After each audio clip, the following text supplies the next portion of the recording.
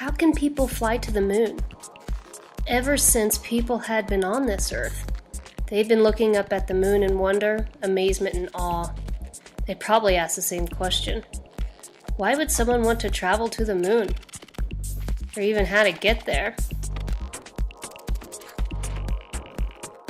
On May 25th, 1961, President John F. Kennedy announced that America would put a man on the moon by the end of the decade.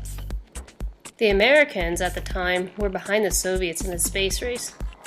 They had the first satellite in orbit in 1957, the first animal, the first cosmonaut, and the first female cosmonaut.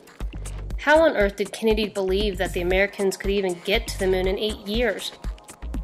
On July 20th, 1969, Neil Armstrong of Apollo 11, an American, became the first person to step foot on the moon. The next day, the Soviets had an unmanned ship crash land on the moon, never to return. Since the Apollo missions, the Americans had never been back to the moon. I was born in 1983. No one has been to the moon in my lifetime. It almost feels like an old dream. It's something that happened long ago when my parents were children.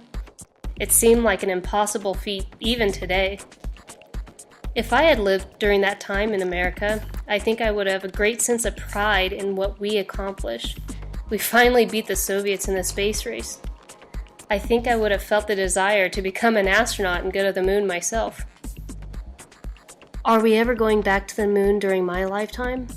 Some people think not. However, I hope so. I hope that some person will be able to see the rising Earth again.